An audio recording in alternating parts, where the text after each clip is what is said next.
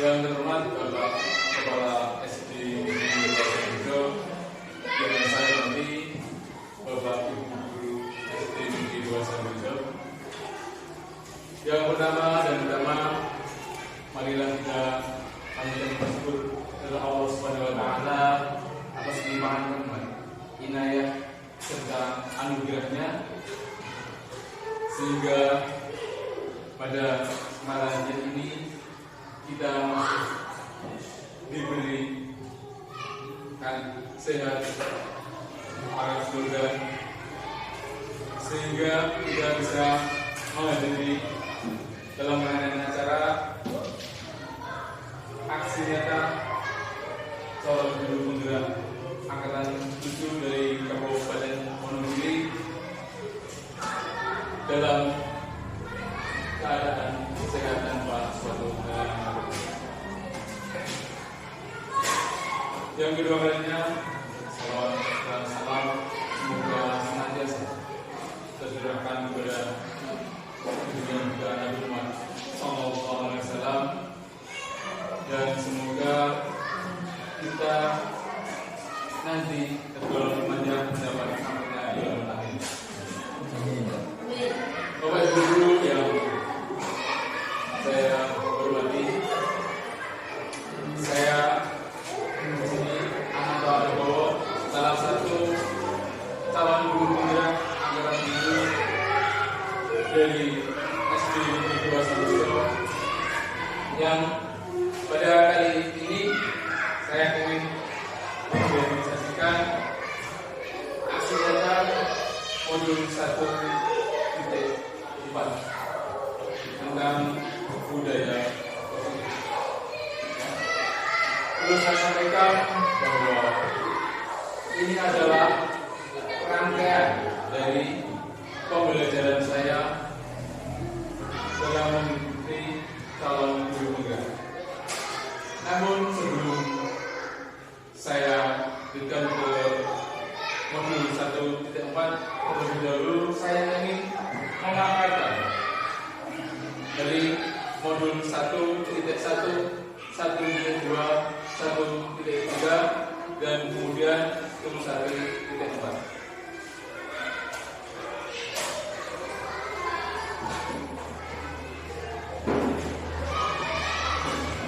Perlu saya sampaikan, ini adalah mewujudkan budaya konflik melalui peran dan nilai guru penggerak.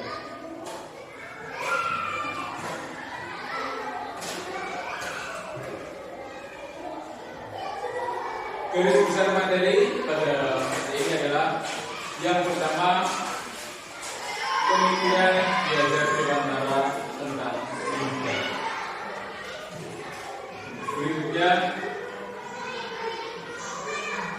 nilai dan peran guru penggerak. Yang ketiga, visi seorang guru.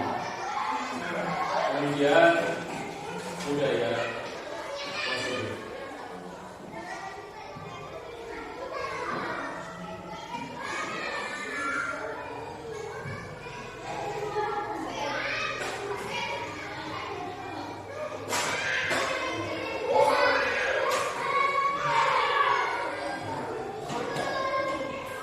Kita ke sub 1.1, filosofi belajar dewantara. Di sini juga dikenalkan dengan asas pendidikan. Penjabaran dari asas pendidikan yang adalah pengajaran merupakan proses pendidikan dalam memberi ilmu atau berfaedah untuk mencapai hidup anak secara lahir dan batin. Jadi dalam pendidikan itu adalah pengajaran yang bertujuan untuk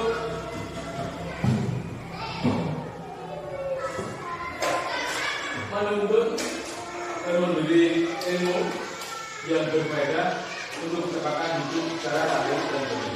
Jadi secara lahir anak itu kita ajari, dan juga secara batin. Jadi secara kasat mata kita memberikan sesuatu yang berfaedah untuk anak dan secara batinnya. Jadi lahirnya juga dan batinnya juga. Jadi anak itu dalam artian bisa hidup dengan tenang. Selanjutnya adalah pendidikan memberi dukungan terhadap segala kekuatan sukses yang dimiliki. Anak akhirnya mampu mencapai keselamatan dan kebahagiaan yang setinggi-tingginya, baik sebagai seorang manusia maupun sebagai anggota masyarakat. Jadi di sini kita memberi dukungan terhadap segala kekuatan yang dimiliki. Karena pada dasarnya anak itu memiliki kekuatan masing-masing. Artinya sesuatu yang unik. Dia memiliki kelebihan dan kekurangan masing-masing. Dan di sini kita diharapkan untuk menuntun, menjembatani agar mereka mencapai keselamatan dan kebahagiaan yang sejujurnya, baik sebagai anggota masyarakat maupun secara individual. Jadi secara individu dia juga sukses, secara anggota masyarakat dia juga bisa bermasyarakat. Artinya dalam hal itu dia juga berhasil. Ini apa? Artinya dia bisa dihormati oleh sesama manusia sebagai makhluk sosial. Intinya seperti ini. Ya, pendidikan dan pengajaran merupakan usaha persiapan dan persediaan untuk segala kepentingan manusia, baik dalam hidup masyarakat maupun hidup berbudaya, dalam arti yang seluas-luasnya. Dan baiknya pendidikan dan pengajaran itu suatu kesatuan, tidak berdiri sendiri. Jadi setiap manusia itu memiliki usaha persiapan dan juga kepentingan hidup. Jadi ini kalau menjadi manusia yang sangat di dalamnya, dia harus mempunyai persiapan pendidikan dan pengajaran. Jadi sukses di pendidikannya dan juga di dalam pengajarannya untuk bisa hidup bersosial, hidup sebagai anggota masyarakat dalam arti yang seluas-luasnya. Artinya dalam arti itu mencakup segala hal dalam hidup masyarakat. Selanjutnya yang adalah tujuan pendidikan, menuntun segala kodrat yang ada pada anak agar mereka dapat mencapai keselamatan dan kebahagiaan yang tingginya, baik sebagai manusia maupun sebagai makhluk sosial. Ini adalah tujuan yang diubah tadi dan menuntun, dan artinya adalah menjelaskan. Karena pada dasarnya anak itu mempunyai ketermasuk seperti kemarin, mempunyai sudah ada garis-garis samar. Tinggal kita menggali untuk menuntunnya, mendorongnya, menjembataninya, dia mencapai keselamatan, kebahagiaan yang setinggi-tingginya. Artinya kita berusaha untuk mensukseskan mereka. Ini adalah kebetulan alam. Kebetulan alam itu memiliki sifat dan bentuk lingkungan. Lingkungan yang mewarnai di mana anak berada. Artinya apa? Kebetulan alam. Kebetulan alam adalah pembawaan dari anak. Bahwa anak itu memiliki keunikan masing-masing. Artinya ada dia yang unggul, berpotensi di dalam akademiknya, dan ada pula dia berpotensi di dalam non akademik, artinya bakat. Cara kedua adalah dia mempunyai intelektual yang tinggi, tapi ada juga di dalam agak kurang. Itu adalah kodrat alam, dan di sini di lingkungan yang mewarnai di mana kita berada. Contohnya, seandainya dia mempunyai akademik yang tinggi, jadi kita sebagai seorang pendidik harus bisa memaksimalkan apa yang dia miliki. Jadi kita berusaha untuk menurunnya memaksimalkan potensinya di akademik. Karena lingkungan juga sangat berpengaruh. Jadi kalau di sekolah kita dari potensinya dia menonjol ini dalam apa? Kita gali, kita semacam kita mengoles anak tersebut. Karena apa, sifat anak itu sifatnya masing-masing. Kita berusaha menuntunnya dengan cara mendekati. Kalau sifatnya ada yang pemalu, contohnya seperti ini. Kalau kita mengarahkan anak, siapa yang berani menjawab ini? Kadang dia sudah bisa, akademik ada, tapi kadang dia malu. Nah, kita harus apa? Kita buat semacam tulisan, membuat kertas, kita kasih soal dan suruh kita menulis dan dikumpulkan. Itu contohnya untuk sifat yang pemalu. Beda dengan yang berani. Ibaratnya siapa yang berani langsung dia angkat tangan. Itu ya punya sifat berani. Tapi kalau yang pemalu dia tidak akan pernah mau meskipun dia mampu. Itu yang berani sifat. Dan bentuk lingkungan adalah di mana anak itu berada. Karena anak itu beda-beda. Maksudnya seperti apa? Seandainya anak ada di lingkungan yang ternyata lingkungan yang bisa dikatakan kurang begitu saja. Ada anak yang itu terjerumus dalam lingkungan itu. Contohnya pada malas, dia itu malas. Tapi ada di lingkungan yang dia itu lingkungannya gemar belajar. Maksudnya apa? Di lingkungan itu anak dengan kelas yang sama, ini kelas 5 semua itu kan ada yang bisa belajar kelompok. Itu dari lingkungan. Tapi anak yang malas dia tidak akan pernah mau untuk bersama teman-teman. Dan yang kedua, kodrat zaman isi dan irama. Karena misalnya apa? Kodrat zaman itu contohnya generasi 90-an dengan generasi 2000-an. Ini dan era 90-an anak belum mengenal istilahnya gadget ataupun HP waktu dia sekolah. Tapi kalau anak 2000-an pasti sudah ada yang namanya TIK, teknologi informasi dan komunikasi.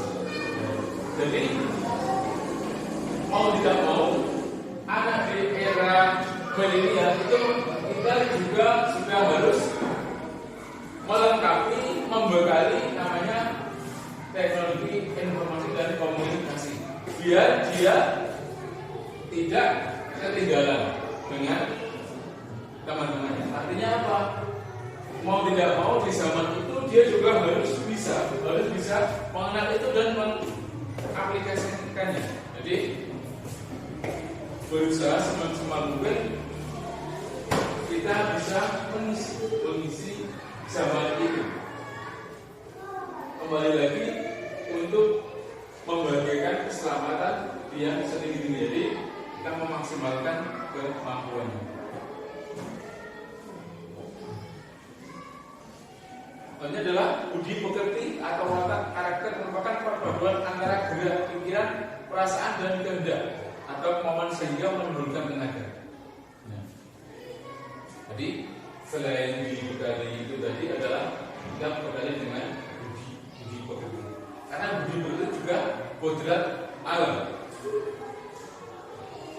Budi pekerti gawan dari seluruh pencipta. Tapi kita bisa Bisa mengulasnya, artinya dalam arti apa? Kita bisa menuntunnya. Kita bisa menjadikan anak itu berakal. Dari sini,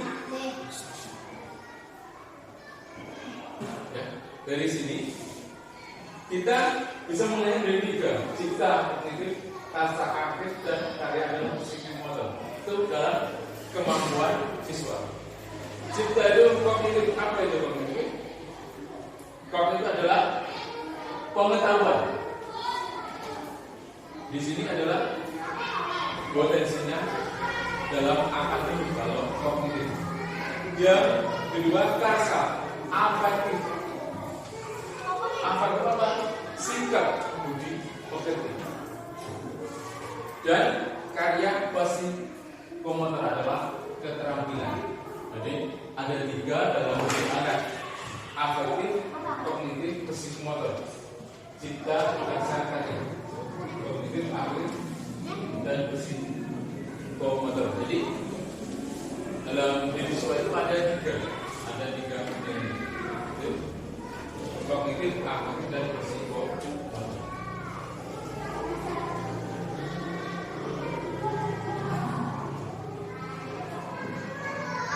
Jadi rangkaian tadi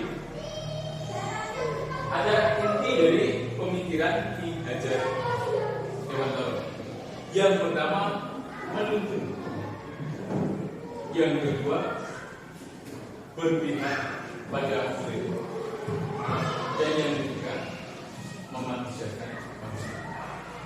Ini adalah kita sebagai seorang pendidik harus menuntun, menjembatani, mendorong siswa untuk mencapai kebahagiaan dan keselamatan setinggi-tinggi. Itu adalah tugas kita sebagai seorang pendidik. Jadi kita menggali apa potensi yang ada pada peserta didik kita tuntun untuk keselamatan dan kebahagiaan. Jadi tugas kita itu, karena setiap peserta didik itu mempunyai keistimewaan masing-masing, sehingga kita mengulasnya seperti apa. Jadi digambarkan itu seperti seorang petani yang menanam benih, entah itu jagung, entah itu padi, entah itu kedelai. Dan benih itu diibaratkan seorang siswa. Seorang siswa itu benihnya jagung. Tidak mungkin dia tumbuh menjadi padi. Dia padi, tidak mungkin tumbuh menjadi jagung. Dia kedelai, tidak mungkin akan tumbuh menjadi padi. Tapi kita diwajibkan bisa memanennya. Dalam artian apa? Kita bisa menanam sampai dia panen, tumbuh dan sampai panen. Nah, maka dari itu kita harus bisa memaksimalkan potensinya. Sing jagung itu juga tumbuh dan panen, menghasilkan jagung. Yang padi juga tumbuh dan panen, menghasilkan padi. Sama juga dengan yang kedelai, harus tumbuh dan panen menjadi kedelai. Jadi semua punya kelebihan masing-masing. Tidak mungkin kita bisa mencegah. Dan yang kedua, berpihak pada murid. Artinya apa? Dalam pembelajaran kita tidak boleh memaksakan yang tidak.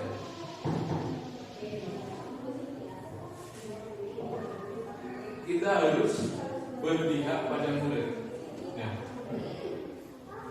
seorang murid itu mempunyai kebebasan untuk belajar. Apa yang dia harapkan, apa yang dia mau. Jadi kita menuntunnya, kita mendorongnya. Kita tidak boleh memaksakan harus begini, tidak bisa. Karena seperti tadi, setiap anak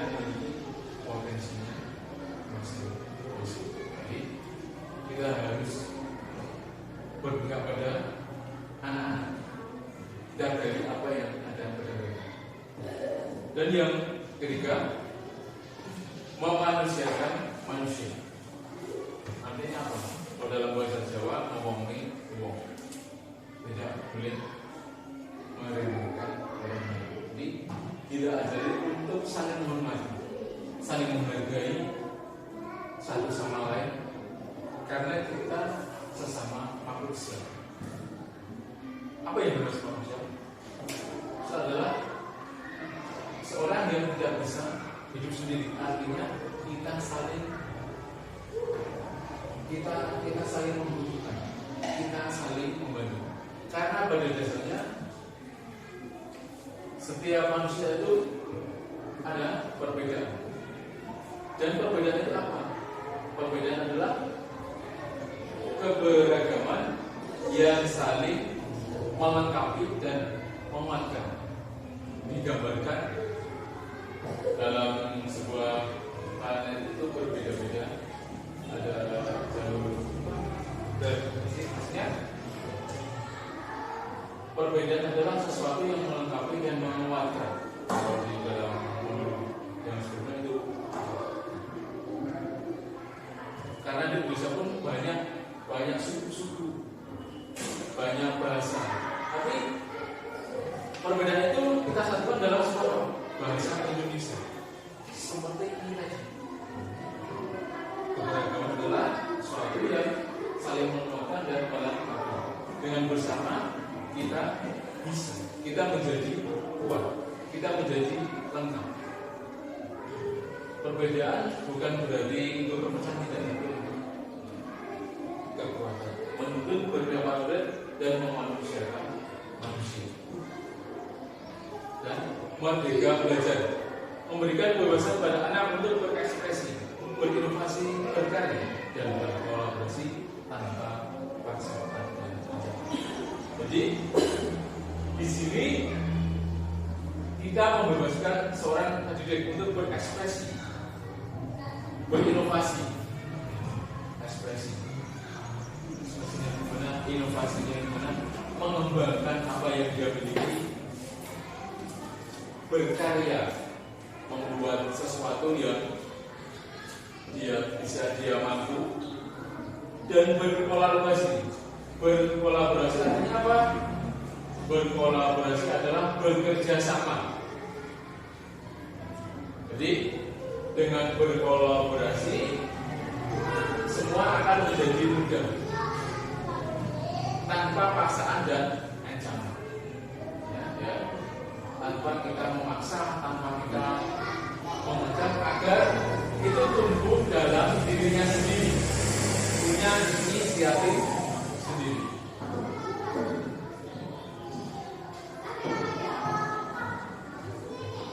Nah, ini adalah contoh dari demonstrasi merdeka belajar.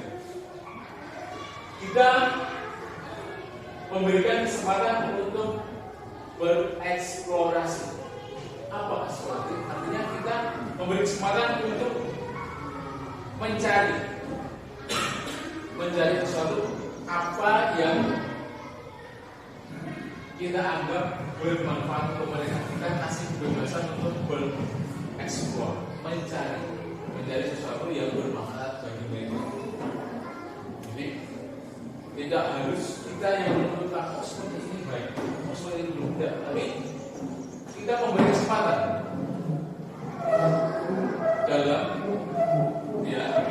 menjadi sesuatu yang bermanfaat. Dan yang kedua, memberi pendampingan. Memberi pendampingan artinya dalam suatu kesempatan kita mendampingi dia, mengarahkan. Kalau seandainya model yang tidak tahu, kita memberi saran. Yang ketiga adalah memberi kesempatan untuk diskusi bersama, mendiskusikan, memecahkan barangkali ada sesuatu hal yang mereka tidak bisa. Jadi kita diskusikan bersama untuk memecahkan apa yang kita anggap mereka tidak tahu. mereka tidak bisa, kita pecahkan bersama. Di dalam di Desa Dewantara ing Ngarsa Sunggulodo ing Madya Mondoso Kuduri Kendari. Jadi di depan kita menjadi teladan yang baik, kita menjadi contoh ing Madya Mondoso. Di tengah kita mendorong, memfasilitasi penjebatannya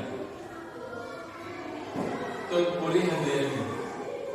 Di belakang kita mengikuti.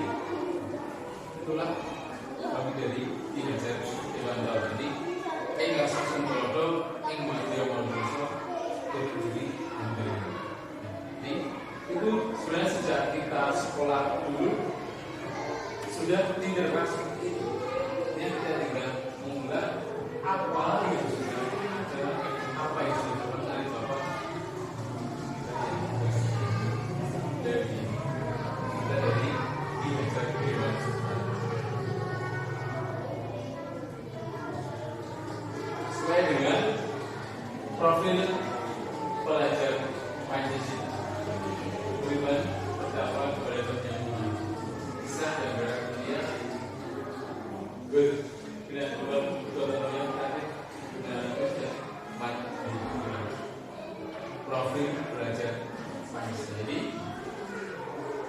kita berusaha menjadikan peserta didik kita siswa-siswi yang berprofil pelajar Pancasila. Kalau sudah ini, Allah sudah segalanya terbentuk, tercatat. Itu dengan submodul 1.1 dan kita lanjutkan ke modul 1.2, yaitu peran dan nilai guru penggerak. Apa saja nilai dan peran guru penggerak?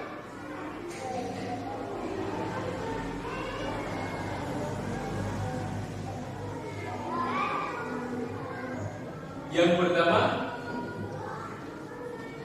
pemimpin pembelajaran. Yang kedua, menggerakkan praktisi atau komunitas praktisi. Dan yang ketiga, coach atau pelatih bagi guru lain. Yang keempat, kolaborasi antar guru. Yang kelima adalah kepemimpinan guru. Dan apa nilai guru penggerak? Yang pertama, mandiri, reflektif, kolaboratif, inovatif, berpihak pada murid. Jadi nilainya ada di pemimpin pelajaran. Jadi di sini peran kita adalah sebagai pemimpin pembelajaran. Dalam pembelajaran kita sebagai nahkodanya, kita sebagai nahkoda itu dalam bahasa layanan, kalau dalam bahasa kapal terbang kita sebagai pilot, kita yang memimpin, kita yang mengarahkan dia mau ke mana. Itu peran kita sebagai pemimpin pembelajaran. Dan tentunya sebagai seorang pemimpin juga mengarahkan hal yang positif. Apa maksudnya? Karena apa yang kita katakan, apa yang kita katakan itu sangat berdampak sekali, sangat berpengaruh untuk peserta didik. Yang kedua, menggerakkan komunitas praktisi. Kita menggerakkan komunitas sebagai salon yang maksud saya salon yang bekerja. Kita sebagai seorang guru SD punya komunitas yang namanya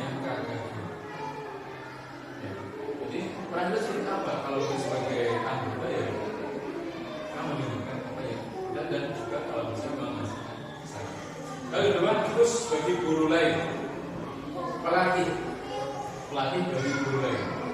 Saya yakin setiap pendidik itu punya keahlian. Jadi apa yang ada pada diri kita berusaha menularkan kepada teman kita.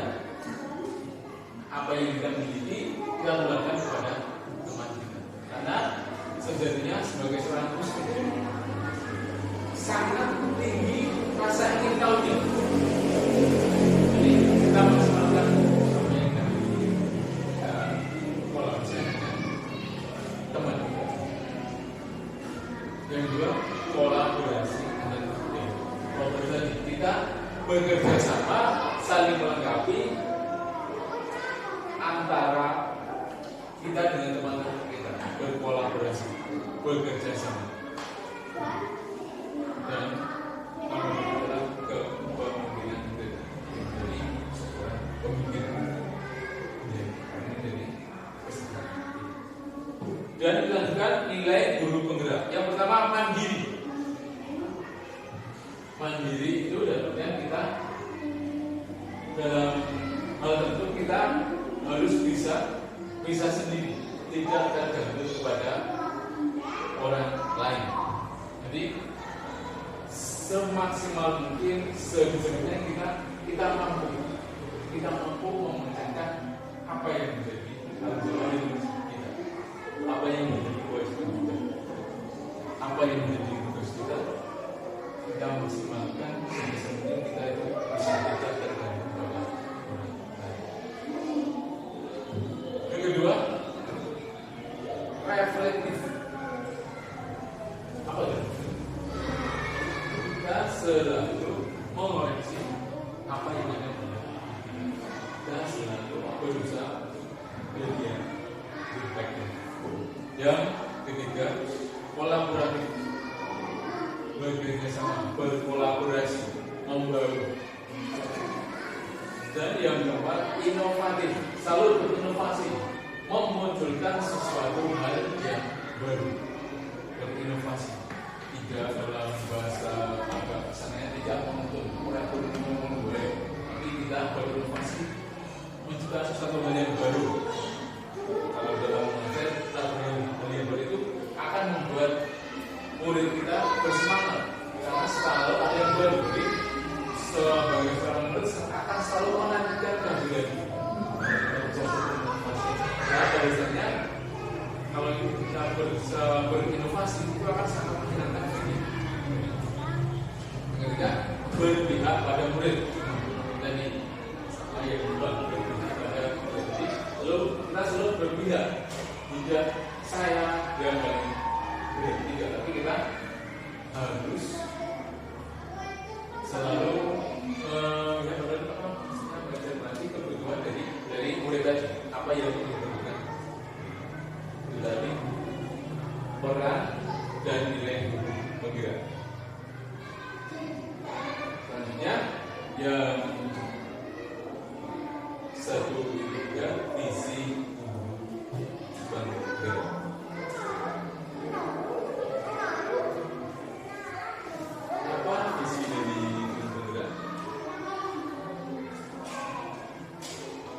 Salah satu tujuan itu untuk mencapai perubahan yang baik dari kondisi saat ini. Bukan berarti saat ini belum baik, saat ini sudah baik, tapi kita selalu punya visi untuk yang lebih baik lagi dari kondisi saat ini. Artinya apa? Kita hidup, tapi kita berusaha untuk lebih maju lagi, untuk bisa berubah dari sekarang, karena zaman ini juga berubah dan kita juga bisa berubah untuk lebih baik lagi dari kondisi saat ini. Meskipun kita merasakan saat ini sudah baik, tapi kita berusaha untuk yang lebih baik.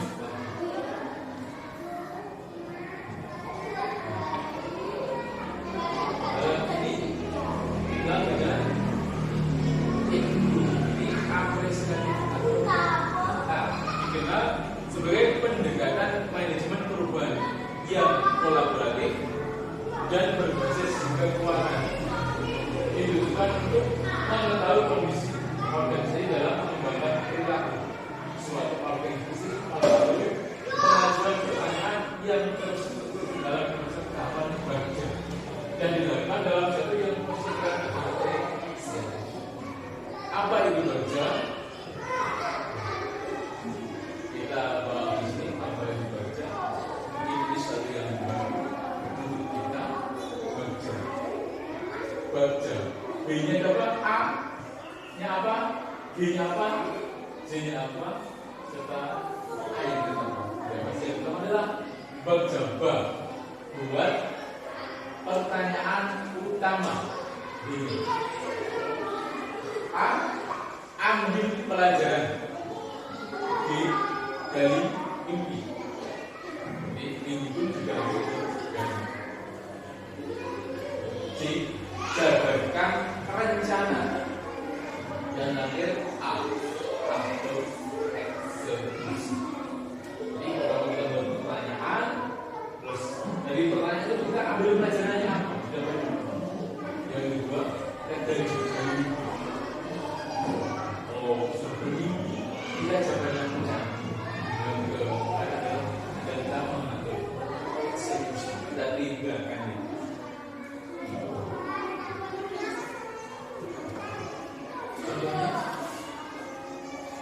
Buat pertanyaan utama, pertanyaan utama dibuat untuk menentukan arah penyelidikan, kekuatan, aset atau peluang, mendefinisikan tujuan, memprovokasi atau menginisiasi perubahan prakasa. Biasanya hanya satu atau dua saja. Secara redaksional, redaksi menyatakan dalam prakasa perubahan yang telah ditulis.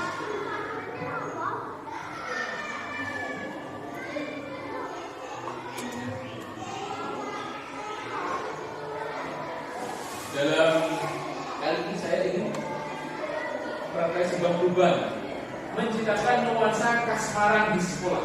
Artinya apa? Mulai itu senang cinta di sekolah. Jadi hanya sekolah boleh senang kasmaran, senang itu penuh ilmu yang lebih nyaman di sekolah. Saya ingin menciptakan seperti itu. Nah, pertanyaan apa? Bagaimana cara menciptakan ilmu bahasa yang bermakna bagi siswa? Siswa itu senang. Kedua, apa saja pembahasan yang harus dilakukan untuk meningkatkan karakteristik siswa?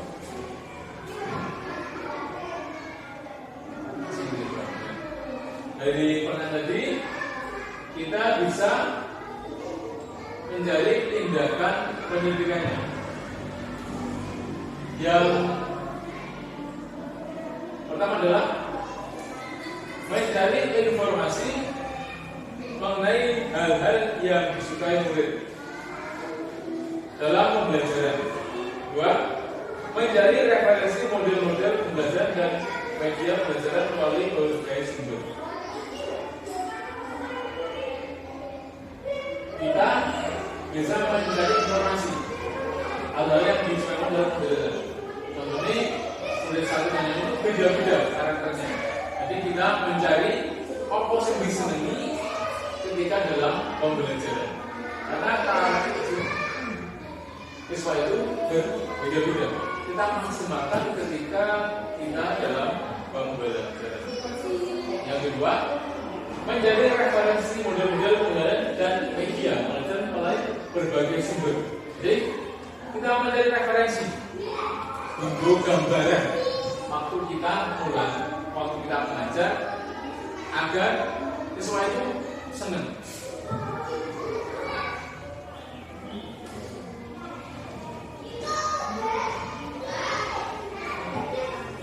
Yang kedua adalah hanya ambil pelajaran.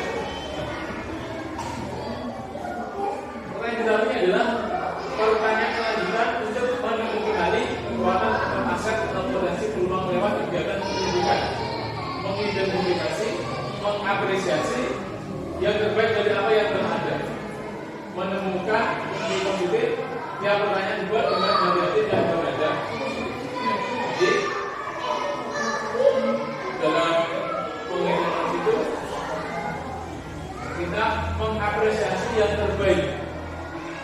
yang positif. Yang pertanyaan dibuat dengan hati-hati, tidak hanya langsung, tapi kita buat dengan sama.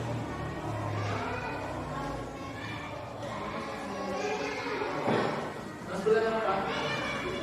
Seperti apa yang dalam belajar bermakna yang diberikan saat ini? Tindakannya adalah melakukan observasi ataupun pengamatan dalam pembelajaran yang dilakukan guru. Jadi kita mengobservasi, mengamati.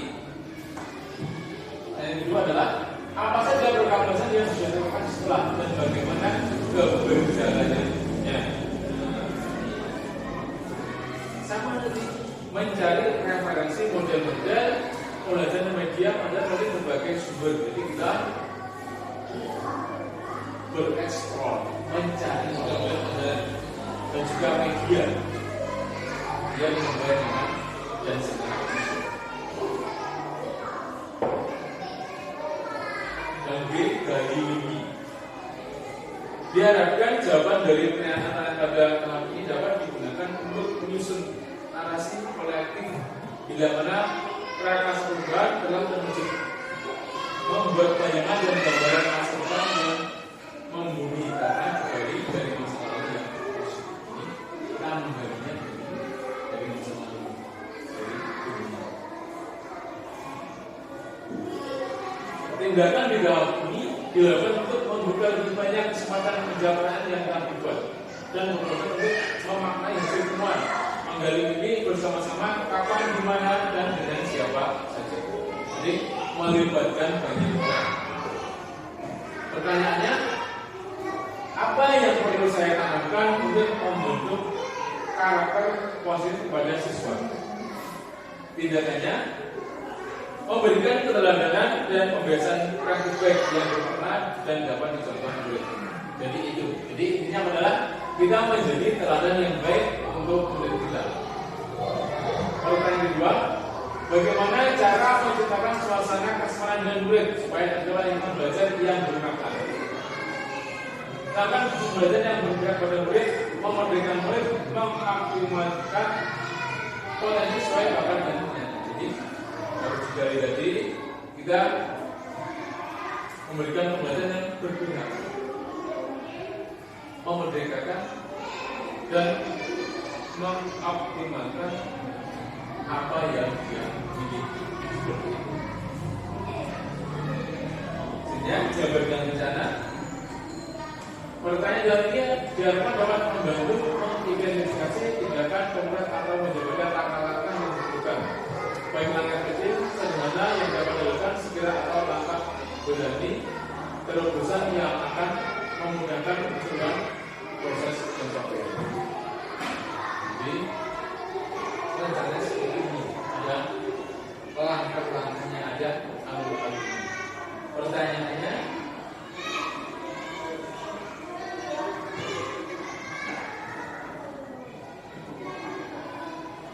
apa tindakan yang bisa untuk menciptakan pembelajaran bermakna dan peningkatan karakter murid?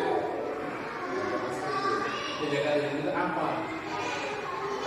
Tindakan itu melakukan praktik baik di sekolah secara konsisten dan berkelanjutan. Fokus melakukan sekolah anak-anak.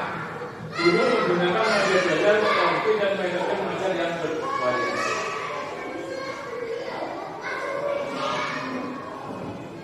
Jadi tidak perlu ada variasinya dalam pembelajaran. Ya, tidak cukup. Ya, dalam akhir eksekusi. Pertanyaan di dalam ini diharapkan dapat menentukan siapa yang akan berperan dalam pengambilan keputusan, memulai budaya belajar yang asosiatif secara berkelanjutan, menyelesaikan interaksi setiap orang unsur terlibat termasuk menolak konflik atau risiko, memonitor atau mengambil pembelajaran dari kondisi yang telah dilakukan. Pertanyaannya, siapa yang terlibat dalam penerapan pembiasaan praktik baru di sekolah?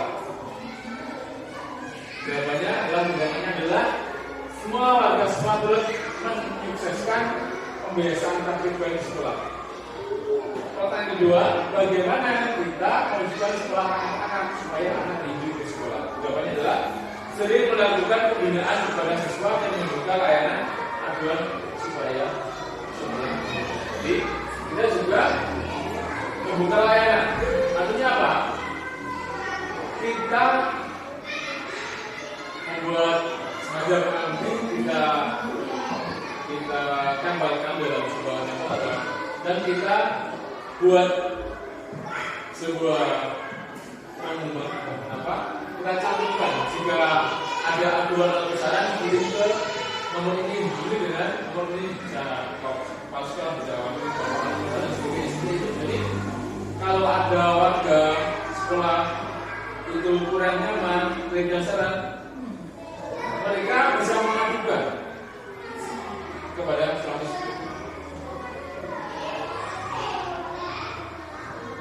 Ulang tadi dari 1.3 dan kita lanjut ke materi budaya positif.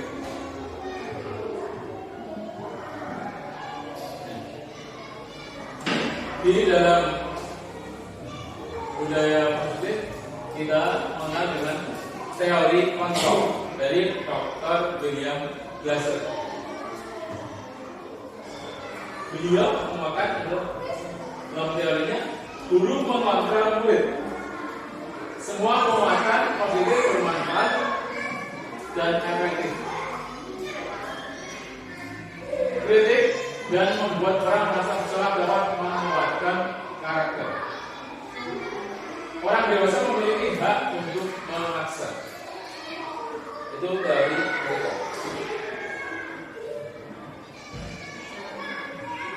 Bagaimana seorang bisa berubah dari paradigma stimulus respon kepada pendekatan dari kontrol? Dan ada stimulus, ada kontrol.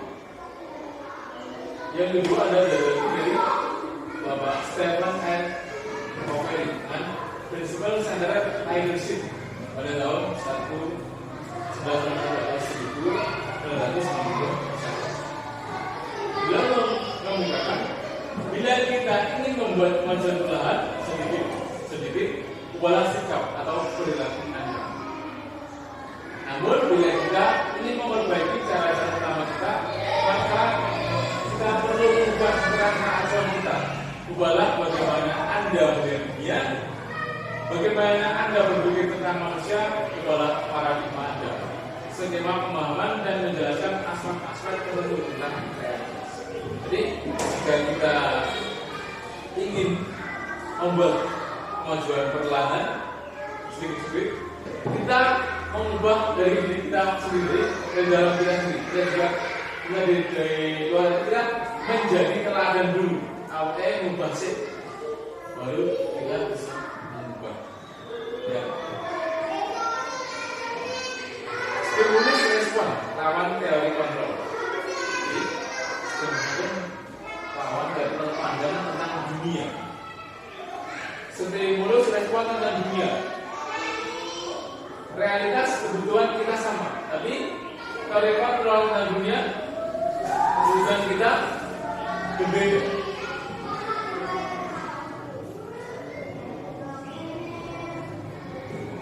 Semua orang melihat hal yang sama. Setiap orang memiliki pembedaan yang berbeda. Kita melihat itu, kita sama-sama lihat. Tapi di gambaran kita nggak sama antara saya dengan jenengan. Kita melihat objek yang sama, tapi dalam gambaran kita beda. Kalau secara mereka sama, kita melihat hal yang sama, tapi kita mempunyai gambaran, kita mempunyai pemikiran yang berbeda. Kita mencoba mengubah orang agar berpandangan sama dengan kita. Itu stimulus tentang dunia. Tapi teori tentang dunia, kita berusaha memahami pandangan orang lain tentang dunia. Beda. Perilaku buruk dilihat sebagai suatu kesalahan.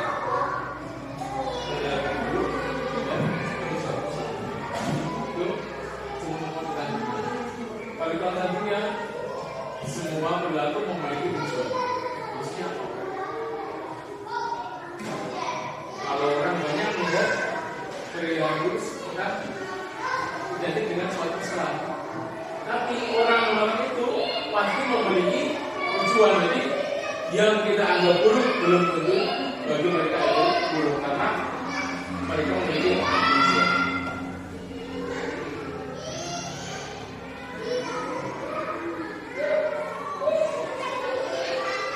Orang lain bisa mengenal saya. Melihatnya orang lain, mereka melihat orang bisa mengenal saya. Tapi hanya saya sendiri yang bisa mengenal saya. Hanya Anda sendiri yang bisa mengontrol Anda. Jadi orang lain tidak bisa mengontrol. Saya bisa mengontrol orang lain. Anda tidak bisa mengontrol orang lain. Kalau mengontrol tentang dunia. Berbanding baik dengan pemaksaan ada pada saat ujian juga. Bila kita menunjuk, itu kan pasti ada pemaksaan untuk mensukseskannya. Tapi kalau nantinya kolaborasi dan koneksi sekarang memang yang baru. Jadi tidak harus kita, tapi kita bisa berkolaborasi.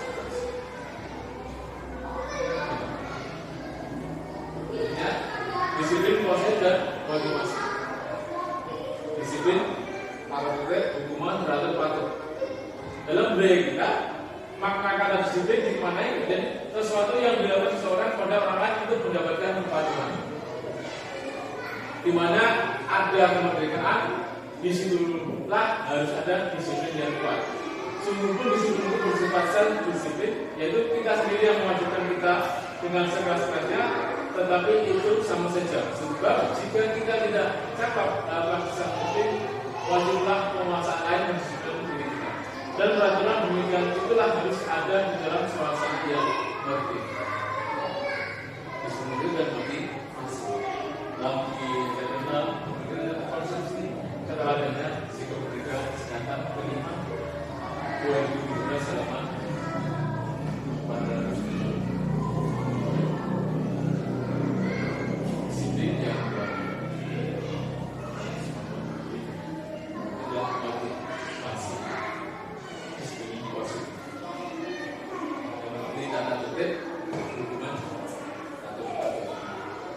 Disiplin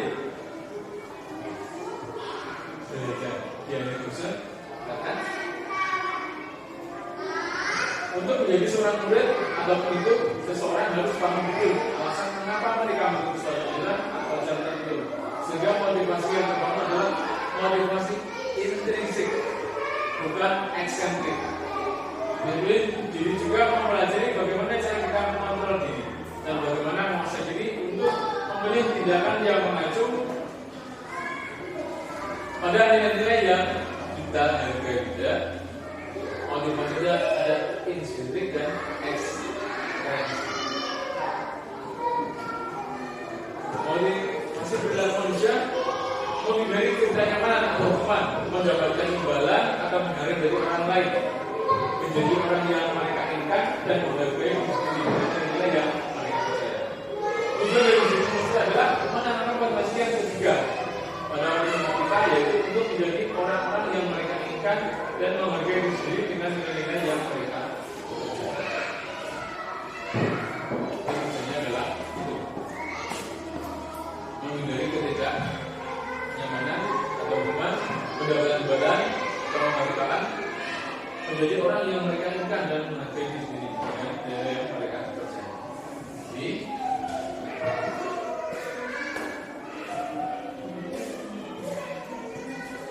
selanjutnya adalah keyakinan kelas. Penyadar dengan nilai-nilai kebajikan serta misi sekolah menunjukkan dalam kelas itu menjadi sebuah mental yang sesuai misi. Mengapa harus keyakinan kelas bukan mengatur kelas? Suatu keyakinan akan lebih memotivasi seseorang dari dalam atau motivasi secara intrinsik. Seorang yang bergerak dan bersemangat untuk menjalankan keyakinannya daripada hanya sekedar mengikuti serangkaian peraturan. Jadi kalau ada keyakinan kelas itu ada motivasi tersendiri di dalam. Motivasi intrinsik, dia akan terbangun akan nyamanin dirinya untuk melakukan sesuatu yang mereka anggap benar. Jadi ada motivasi dari dalam. Sudah nggak usah begitu, sudah tahu sendiri, sudah tergerak hatinya. Ini adalah keuntungan dan konsekuensi. Keuntungan bisa tidak terencana atau tiba-tiba. Anak atau murid tidak tahu apa yang akan terjadi dan tidak dilibatkan. Keuntungan bisa terarah dari pihak guru yang memberikan dan murid hanya menerima suatu dukungan tanpa melalui suatu kesepakatan atau pemahaman dari pihak guru. Baik sebelum atau sudahnya, tentunya dengan bisa dua prinsip maupun positif. Murid akan sedikit oleh suatu perbuatan atau kata-kata. Sementara sebelum dalam bentuk konsekuensi sudah terencana dan sudah disepakati, sudah dibahas dan disebut oleh murid dan guru. Kemudian bentuk konsekuensi dibuat oleh guru. Bahwa dan murid sudah mengetahui sebelumnya. Tidak ada pelanggaran. Pada konsekuensi, murid akan membuat kita nyaman untuk jangka waktu pendek. Konsekuensi biasanya diberikan berdasarkan suatu data yang ada dapat muncul. Misalnya setelah 3 kali bulan sekolah, pada waktu pendidikan akan melakukan keluar kegiatan pembelajaran. Misalnya ngobrol atau murid akan bulan waktu bermain dan harus menyelesaikan tugas karena ketertinggalan. Peraturan konsekuensi yang mengikuti ini sudah dibuat oleh sehingga guru sendiri senantiasa memonitor. Jadi dalam sikap ini guru hanya mengawasi dalam hal dan selanjutnya ada 5 kebutuhan dasar manusia.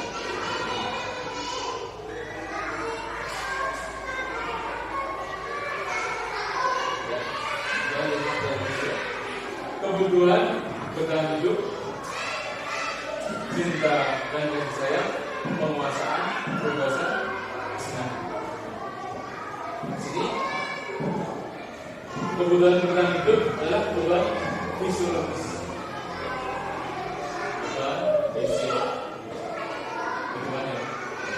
Dan yang kedua, cinta dan kasih sayang, kebutuhan untuk diterima.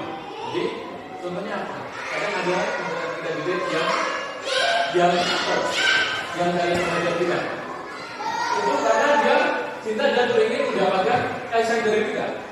Itu adalah kebutuhan yang lumrah karena termasuk dalam 5 kebutuhan manusia tadi.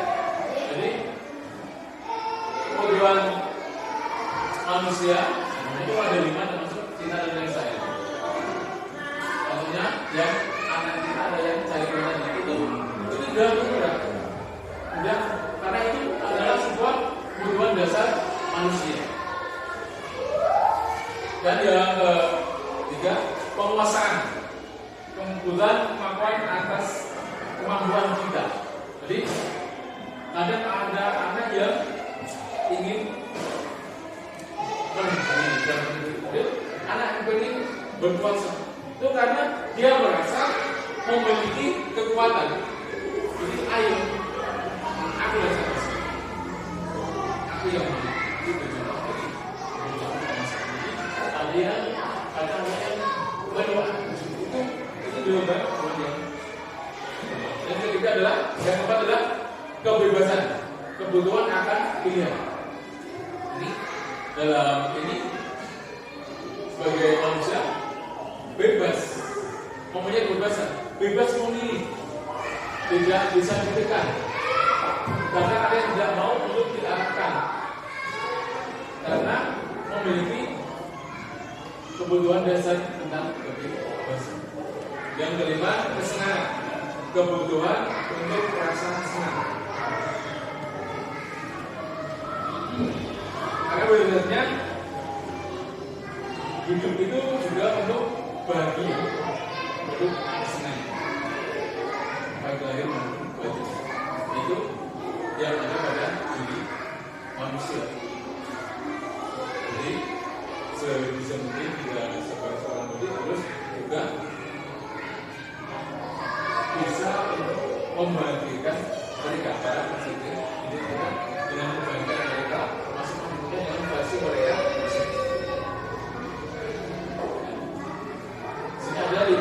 posisi kontrol. Yang pertama adalah penghukum. Penghukum itu menggunakan hukuman fisik maupun verbal. Yang kedua, membuat orang merasa bersalah, menggunakan hukuman yang membuat orang lain merasa tidak nyaman, bersalah atau rendah hati. Yang ketiga, teman. Guru di posisi teman menggunakan hubungan baik dan hubungan untuk mempengaruhi seseorang. Yang kelima, monitor atau pemantau. Pemantau berdasarkan pada peraturan dan konstitusi. Yang kelima adalah manajer. Guru berbuat sesuatu bersama dengan murid, mempersilakan murid, mempertanggungjawabkan perilakunya, mendorong murid agar dapat menemukan solusi atas permasalahan sendiri. Jadi 5 posisi kontrol ini yang dapat kita lakukan. Tapi kita juga berusaha menjadi kontrol yang paling tepat, karena apa yang kita lakukan, tindakan yang kita lakukan akan sangat mempengaruhi masa depan mereka, dan depannya mereka itu sangat mempengaruhi dari apa yang kita lakukan. Kontrol kita sangat mempengaruhi mereka. Jadi kita usahakan, kita berusaha menjadi kontrol yang terbaik. Maksudnya yang terbaik dari kelima ini, kita buat sendiri yang terbaik itu yang mana? Masih kontrol kita.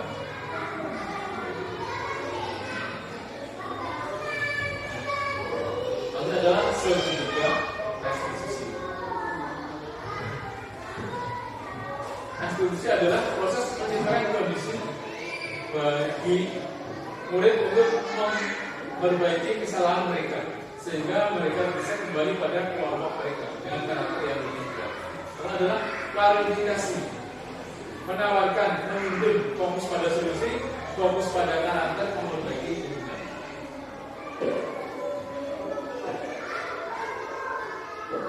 Langkah-langkahnya itu adalah menstabilkan identitas, bertujuan untuk mengubah identitas anak diri orang yang gagal menjadi orang yang sukses. Kualifikasi tindakan yang salah bertujuan untuk mengetahui motivasi berbuat dan menentukan saudara. Ya. Dalam menanyakan keyakinan, bertujuan untuk memotivasi secara internal agar kita mendapatkan gambaran seperti apa yang ingin kita jadi seperti ini juga restitusi.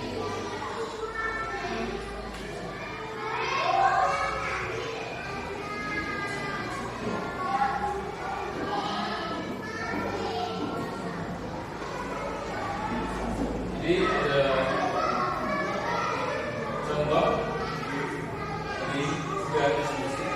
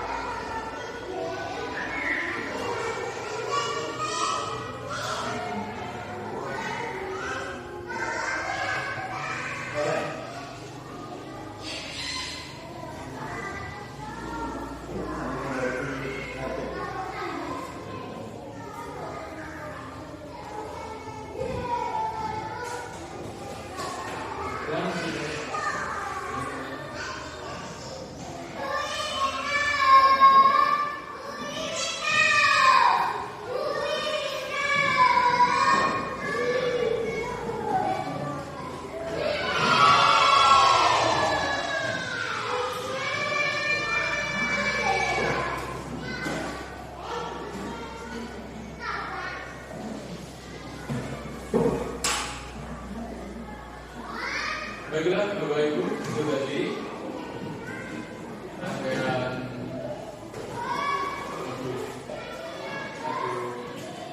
satu sampai satu tiga.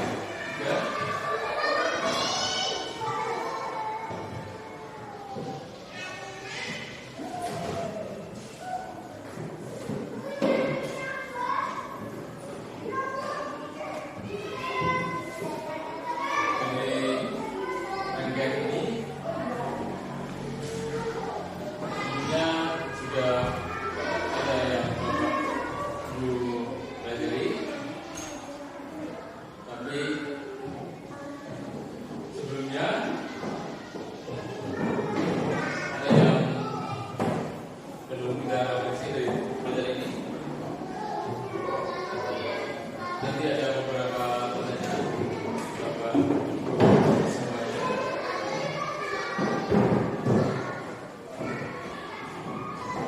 Saya dan apa yang Bapak pelajari dari kegiatan hari ini? Bagaimana perasaan Ibu pada saat kegiatan hari ini? Hal-hal apa yang Bapak paling menarik saat kegiatan hari ini? Yang ketiga, hal-hal baik apa yang bisa Bapak lakukan?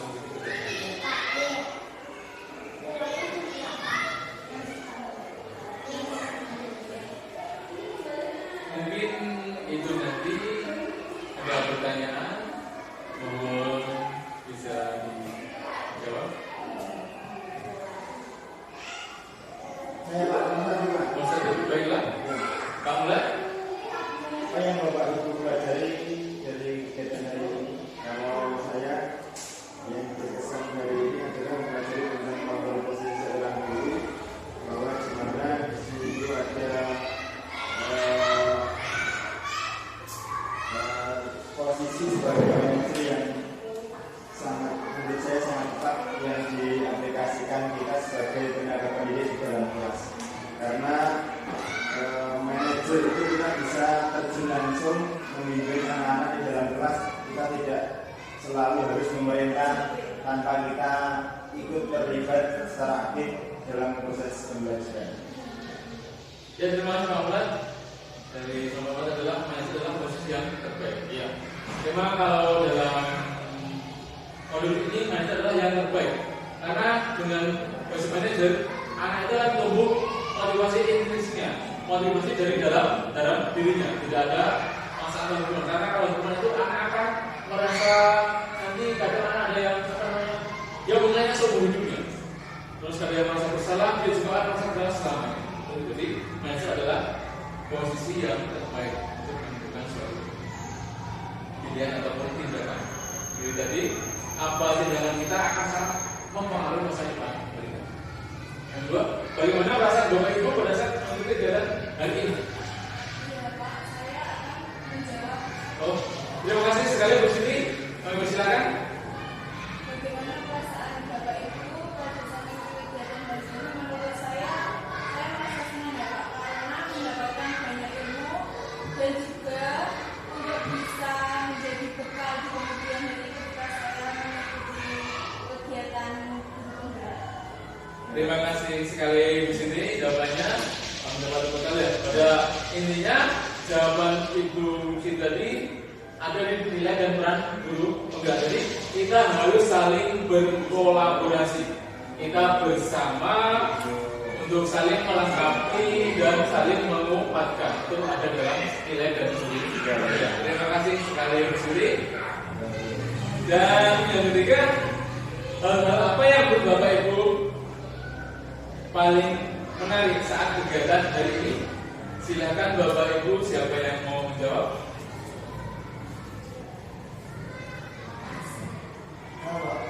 Ya, terima kasih Pak Aris. Menurut saya berdasarkan pendidikan institusi. Jadi kita tahu bagaimana cara berkolaborasi dengan siswa, bagaimana mengatur semuanya. Iya.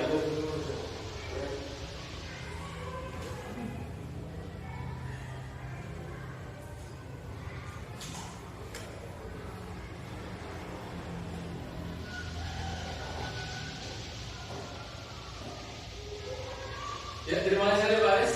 Ya, Aris dalam segitiga diskusi ya. Jadi itu kita bisa menentukan sikap kita. Kita tahu alasan apa selanjutnya kita melakukan kesalahan dan kita menanyakan keyakinan kelasnya. Karena di situ kita bisa memotivasi, memunculkan motivasi intrinsik dari anak tersebut. Jadi kita tidak langsung menghakimi, tapi kita tahu alasan dia itu apa. Makanya tadi seperti mereka ada yang terlambat, alasannya apa?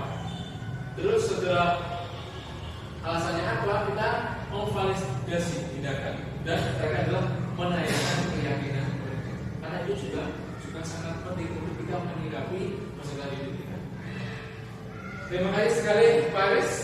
Yang ada rekan-rekan adalah hal-hal baik apa yang bisa dilakukan setelah mengikuti kegiatan dari Bapak Ibu guru. Terima kasih Bu Desi. Silakan. Hal baik apa yang bisa diterapkan setelah mengikuti kegiatan ini? Menurut saya hal baik apa itu yang pertama itu bisa memanusiakan manusia. Kita itu harus belajar dan berusaha untuk memanusiakan manusia. Yang kedua itu sebagai guru kita harus berpihak kepada murid. Dan yang terakhir yang paling menarik bagi saya itu hal baik itu membuat kesepakatan di kelas. Terima kasih sekali Bu Desi. Ya, yang pertama adalah memanusiakan manusia. Itu benar sekali karena kalau kita menghargai orang itu sama dengan menghargai kita sendiri. Dan seseorang tetap pasti akan membutuhkan orang lain karena sebagai makhluk sosial dan berpihak pada murid. Karena setiap murid itu punya hak, punya kebebasan. Jadi kita harus menomorsatukan murid. Yang terakhir adalah menanam keyakinan kelas. Jadi dari keyakinan itu murid akan tumbuh motivasi intrinsik di dalam sendirinya. Jadi dalam diri tumbuh intrinsiknya apa? Dia akan sadar dengan sendirinya apa yang menjadi aturannya, apa yang menjadi kewajibannya. Demikian Bapak Ibu tadi refleksi dan terima kasih. Sebelum saya mengakhiri kegiatan hari ini ada sedikit pantun. Patah daun berserak, jatuh berserak, biji jemju, mari dukung guru penggerak, guru bergerak Indonesia maju. Terima kasih semua, sabda saudara. Mungkin ini yang bisa saya sampaikan. Terima kasih untuk semuanya dalam segala hal, baik dalam waktu dukungan dan doanya, sehingga saya bisa ikut dalam calon guru penggerak. Apa yang saya sampaikan ini semoga bermanfaat untuk kita semua, untuk keluarga kita, dan untuk seluruh warga sekolah kita. Demikian yang bisa saya sampaikan. Kurang lebihnya mohon maaf. Saya akhiri. Wassalamualaikum warahmatullahi wabarakatuh. Waalaikumsalam warahmatullahi wabarakatuh.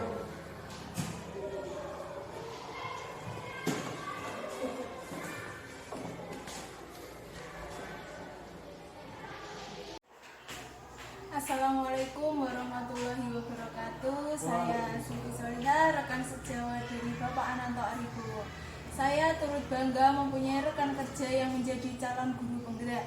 Semoga bergerak, tergerak, dan menggerakkan. Diseminasi pengimbasan yang dilakukan oleh Bapak Ananto ini merupakan aksi nyata dalam program guru penggerak. Semoga pengimbasan ini bermanfaat untuk seluruh warga sekolah. Demikian yang saya bisa sampaikan. Saya akhiri. Wassalamualaikum warahmatullahi wabarakatuh.